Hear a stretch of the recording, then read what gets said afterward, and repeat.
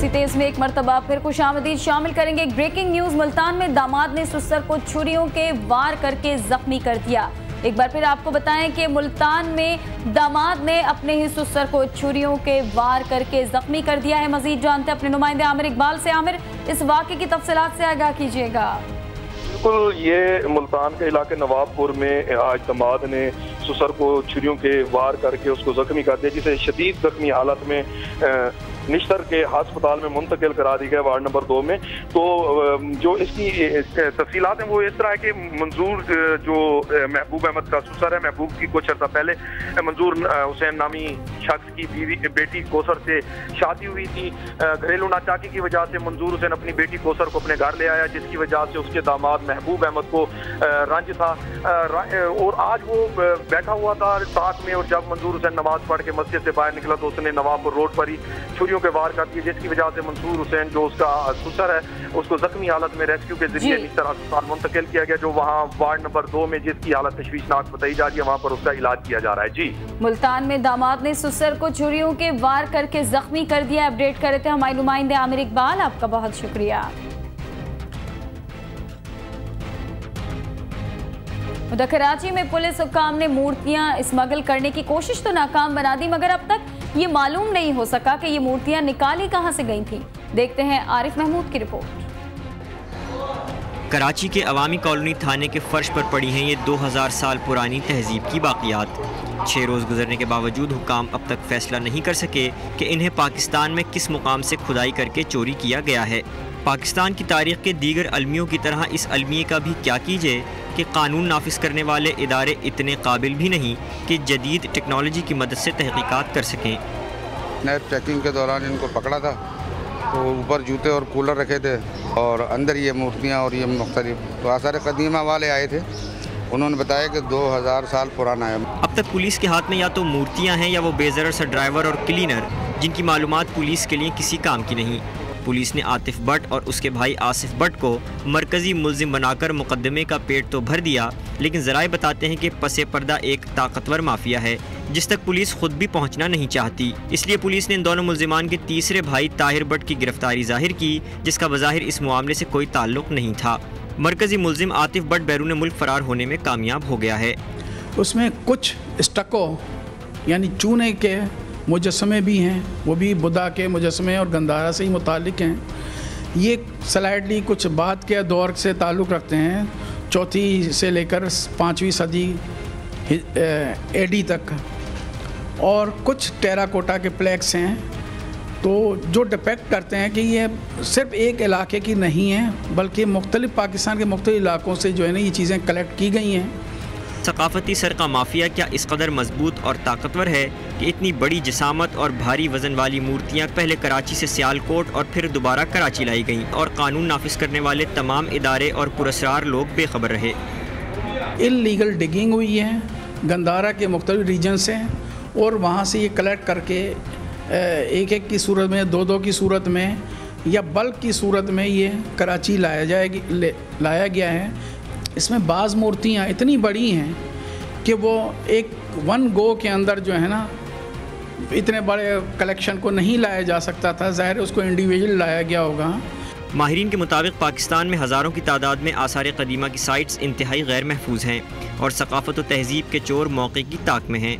कानून नाफिज करने वाले इदारों के पास इतना वक्त ही नहीं कि वो इस जानिब तवज्जो दें। बलूचिस्तान और खैबर पख्तूनख्वा की साइट्स इस वक्त भी सबसे ज़्यादा ख़तरे में हैं। मौजूदा सूरत हाल को किसी भी तरह तसल्ली बख्श करार नहीं दिया जा सकता।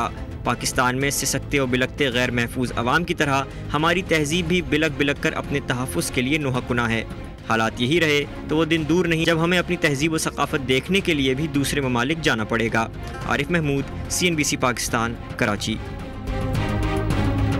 अंदरूनी लाहौर ज़िला हुकूमत ने 259 इमारतों को खस्ता हाल करार देते हुए मालिकान को नोटिस जारी कर दिए। 1 हफ्ते में मुरम्मत मुकम्मल न करने पर इमारतें मस्मार करने का ऐलान कर दिया। वसीम मलिक की रिपोर्ट। मानसून की बारिशें होते ही कमजोर इमारतों के गिरने के खदशात बढ़ जाते हैं। माजी की तरह इस साल भी ज़िला हुकूमत ने मखदूश इमारतों की मरम्मत या मस्मारी के नोटिस जारी किए हैं। अंदरूनी शहर के रिहायशी इस हुक्म को दुरुस्त करार देते हुए इस हुक्म पर शफाफ अंदाज में अमल दरामद के ख्वाहिशमंद हैं। मेरा ख्याल है दुरुस्त है, ये आर्डर दुरुस्त है, गिरानी चाहिए जो खस्ता हालत है। तो गिरा देन किसी को की तरा देगा, अगों सोन भादर होगा जरूर लोग लंघते थले आके मरनगे, ढा देन। अब गवर्नमेंट आए गिराने, किसने रोका है? पहले वो गिराए, फिर लोगों को भी चाहिए तावन करे एक दूसरे से। अगर गवर्नमेंट वहाँ बैठ कर निशान लगाती रहेगी, उनके नुमाइंदे आगे पैसे लेकर जाते रहेंगे, अगले साल फिर सावन भादों में निशान लगते रहेंगे, इस तरह सिलसिला नहीं चलेगा। दूसरी तरफ शहरियों का एक तबका इस हुक्मनामे पर कुछ इस अंदाज में तनकीद करता नजर आया।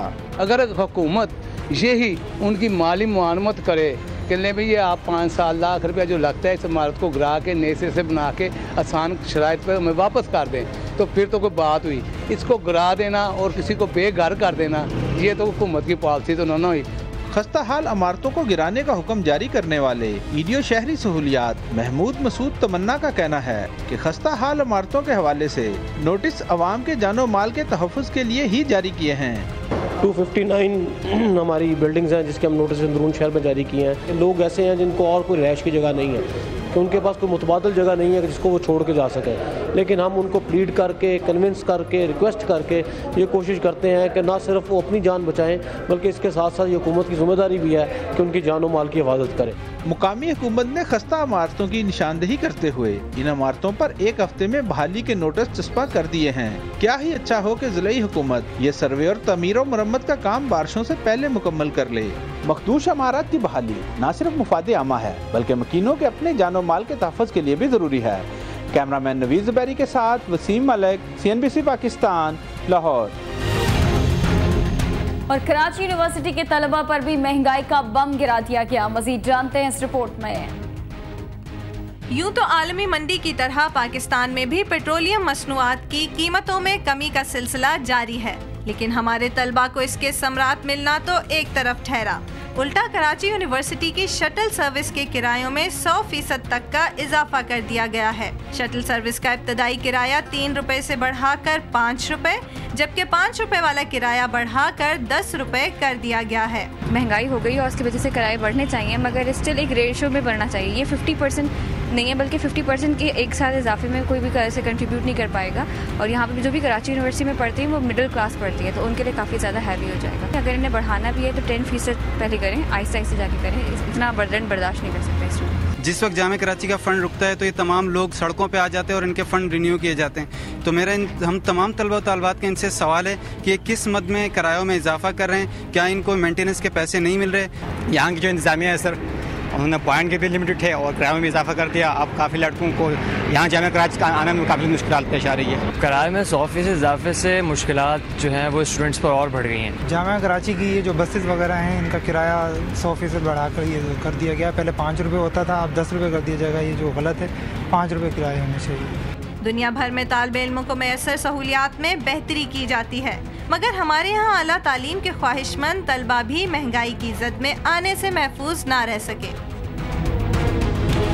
उधर मुल्तान में निजी बैंक में डकैती के दौरान मुज़ाहमत पर 2 गार्ड्स जाँ बहक हो गए। मुल्तान के नवाही इलाके में एक निजी बैंक में 2 मुसल्लह डाकू दाखिल हुए तो बैंक में मौजूद गार्ड्स ने मुज़ाहमत की। इस पर मुसल्लह अफराद ने फायरिंग कर दी, जिसके नतीजे में जुनैद नामी गार्ड मौके पर ही जाँ बहक हो गया, जबकि एक गार्ड बिहार हुसैन को शदीद जख्मी हालत में निश्ता अस्पताल मुंतकिल कर दिया गया, जहाँ वो जख्मों की ताब न लाते हुए जाँ बहक हो गया। डाकू 50 लाख रुपए के करीब रकम लूट कर फरार होने में कामयाब हो गए।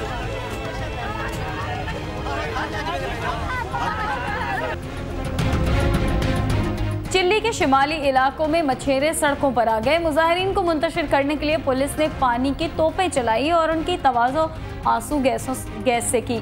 चिल्ली में नए कानून पर सैकड़ों माहिगीरों ने सड़कों पर धमाल मचाया। मुश्तइल मुजाहिरीन ने गाड़ियों पर पथराव की बरसात कर दी। एहतजाज ने दारुल हुकूमत सांतियागो के शिमाली इलाके में सड़कों पर ट्रैफिक जाम कर दिया। मुजाहिरीन का कहना था कि नया कानून कोटे में कमी का सबब बनता है और वो बढ़ते हुए फ्यूल की कीमतों से भी परेशान है।